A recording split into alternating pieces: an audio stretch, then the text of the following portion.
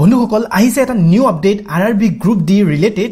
17 সেপ্টেম্বৰৰ পৰা যি RRB group ডিৰ এক্সাম হ'বলগীয়া আছিল তাৰ সিবিটি এক্সামত কোনটো সাবজেক্টৰ পৰা কিমান মাৰ্কস আহিব কিমানটা কোৱেশ্চন আহিব তাৰ ওপৰতে এই আপডেটটো লগতে আমি আলোচনা কৰিম টিপস এণ্ড ট্ৰিক এই এক্সামটো এবাৰতে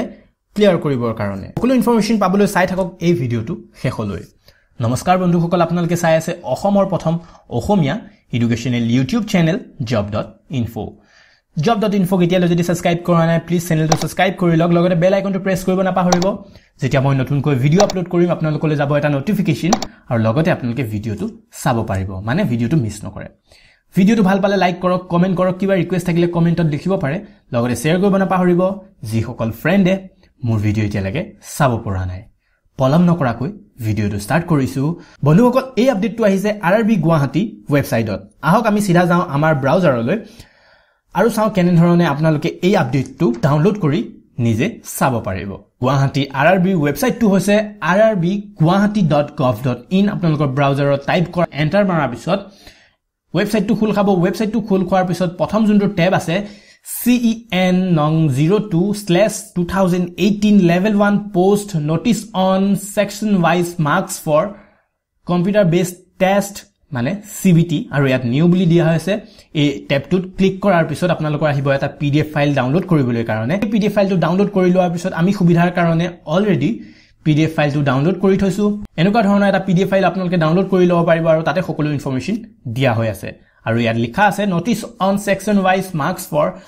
CBT এক্সাম মানে কম্পিউটাৰ বেসড টেষ্ট বন্ধুসকল এতিয়া আমি সিলেবাসৰ ওপৰত আলোচনা নকৰো অলৰেডি আমি এক্সট্ৰাকৈ আলোচনা কৰিছিলো সিলেবাসৰ ওপৰত যদিহে সেই ভিডিওটো আপোনালোকে চোৱা নাই বা আপোনালোকে সিলেবাস কি নাজানে মই সেই ভিডিওটোৰ লিংক এই ভিডিওটোৰ ডেসক্ৰিপচনত দি দিম আপোনালোকে তাৰ পৰা ফলো কৰিও ভিডিওটো চাব পাৰিব সিধা আমি আহিছো নোটিসটোৰ ফালে টাইমটো আমি আগতেই জানো আৰু ইয়াতো দিয়া হৈ আছে যে ডিউৰেচন অফ CBT 90 মিনিটৰ হ'ব সকলোৰে কাৰণে আৰু যদি আপুনি PWD ক্যান্ডিডেট হয় তেনেহলে হ'ব আপোনালোকৰ কাৰণে 120 মিনিট নাম্বাৰস অফ কোৱেশ্চন হ'ব মানে কিমানটা কোৱেশ্চন আহিব হেতু হৈছে 100টা কোৱেশ্চন হ'ব 100টা কোৱেশ্চন হ'ব আৰু 100 মাৰ্কৰ এক্সামটো হ'ব যদি আমি সিলেবাসটো চাও চাৰিটা ভাগত ভাগ কৰা গৈছিল প্ৰথমটো হৈছে ম্যাথছ হৈছে general intelligence and reasoning third হৈছে জেনাৰেল সায়েন্স এণ্ড ফোৰ্থ হৈছে জেনাৰেল এৱেৰনেছ এণ্ড কাৰেন্ট এফেয়াৰ্স তো ইয়াকো ভাগ কৰা গৈছে কোৱেশ্চন হিচাপত ম্যাথছৰ কোৱেশ্চন আহিব 25টা 25টা কোৱেশ্চন আৰু 25 নম্বৰৰ হ'ব next general intelligence and reasoning question আহিব 30টা আৰু নম্বৰ হ'ব 30 নম্বৰ নেক্সট জেনাৰেল সায়েন্স প্ৰশ্ন আহিব 25টা আৰু নম্বৰ হ'ব 25 number general awareness and current এফেয়াৰ্সৰ প্ৰশ্ন আহিব 20টা আৰু নম্বৰ হ'ব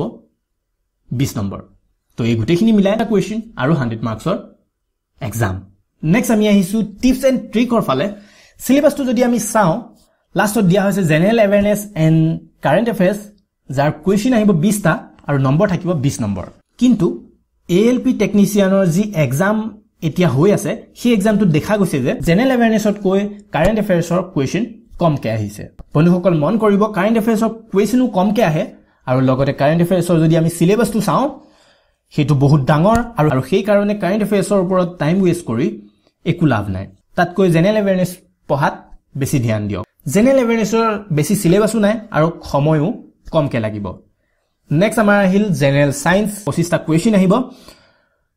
10th ক্লাছৰ সায়েন্সৰ কিতাপখন যদি ভালদৰে আপোনালোকে চাই আৰু চিন্তা কৰিব একু নালাগে অতি সহজে ক্লিয়াৰ হ'ব জেনাৰেল সায়েন্স বন্ধুসকল আমাৰ বেছি মন কৰিবলগীয়া টপিকটো হৈছে জেনাৰেল ইন্টেলিজেন্স এণ্ড ৰিজনিং হৈ যোৱা এক্সাম মানে ALP এক্সামবোৰত দেখা গৈছে যে কিছুমান ৰিজনিংৰ কোৱেশ্চন আহিছে পঢ়ুতেই লাগে 1 মিনিট সময় আৰু যদি আপোনালোকে সেই কোৱেশ্চনটো বুজিবলৈ যায় তেনেহলে লাগিব আপোনালোকৰ এক্সট্ৰাকৈ আৰু টাইম বন্ধুসকল এনেকুৱা ধৰণৰ কোৱেশ্চন এৰি বাকিবোৰ কোৱেশ্চন কৰিব পিছত যদি টাইম পায় তেতিয়া এই কোৱেশ্চনবোৰ কৰিব এনেকুৱা ধৰণৰ কোৱেশ্চনত ফসি নাযাব সাধাৰণতে ৰিজনিংৰ লজিক ভাগটোত এনেকুৱা হোৱা দেখা যায় লজিকটো বুজিবলৈ লাগে আমাৰ 2 পৰা 3 মিনিট সময় এনেকুৱা ধৰণৰ কোৱেশ্চন আগতেই কৰিব ষ্টাৰ্ট কৰিলে আপোনালোকৰ টাইমটো এনে গুছি যাব লাষ্টত টাইম নাপাব বাকিবোৰ কোৱেশ্চন কৰিবলৈ যাৰ ফলত দেখা যায় বহুত ক্যান্ডিডেটে পাৰা কোৱেশ্চনবোৰ এৰি থৈ অহা কম্পিটিটিভ এক্সামত টাইমৰো ভ্যালু আছে 90 মিনিটত 100টা কোৱেশ্চন সলভ কৰিব লাগিব প্ৰতিটো কোৱেশ্চনত 1 মিনিটও পোৱা নাযাব আৰু ইয়াত যদি আপুনি এটা কোৱেশ্চনত 2 মিনিট কৈ দিয়ে বা খৰচ কৰে হেতু আপোনাৰ মূৰ্খামি হ'ব তো এনেকুৱা ধৰণৰ কুৱেশ্যনত প্ৰথমতে যদি পাইছে এৰি দিব লাষ্টত টাইম পালে কৰিব নেক্সট আমাৰ আহিল মেথছৰ ফালে মেথছৰ মাৰ্কস আছে 25 মানে 25 টা কুৱেশ্যন আহিব ইয়াতো সেম মেথছৰ যদি আপুনি যি কুৱেশ্যনত আপোনাৰ লাগে যে মই এটো কম সময়ৰ ভিতৰতে সলভ কৰিব পাৰিম সেইটোহে আগতে কৰিব তাৰ পিছত বাকিবোৰ তো এই ফাৰ্স্ট টেষ্টটো মানে CBT এক্সাম পাস কৰিবৰ কাৰণে বিচাৰিছে URত 40% OBC ত বিচাৰিছে 30% SC ত বিচাৰিছে 30 ST ত বিচাৰিছে 30% আপোনালোকৰ মাৰ্ক হ'ব লাগিব তেতিয়াহে নেক্সট ষ্টেজত যাব পাৰিব মানে ফিজিক্যাল দিব পাৰিব আৰু এই পাৰ্সেন্টেজটো দিয়াৰ অৰ্থ হৈছে মিনিমাম যি পাৰ্সেন্টেজ দিছে তাৰ ওপৰতে কাট অফ মাৰ্ক যাব তাৰ তলত কেতিয়াও না যায় তো বন্ধুসকল আজি এই ভিডিওটো চাই আপোনালোকে কেনে পালে প্লিজ কমেন্টত জনাব যদি ভাল পাইছে লাইক কৰক কমেন্ট কৰক কিবা ৰিকুৱেষ্ট থাকিলে কমেন্টত লিখিব পাৰে লগতে শেয়াৰ কৰিব নাপাহৰিব যি সকল ফ্ৰেণ্ডে মোৰ ভিডিও এতিয়ালৈকে চাব পৰা নাই নেক্সট ভিডিওত আকৌ লগ পাম আজিলৈ ইমানেই বাই জয় আই অসম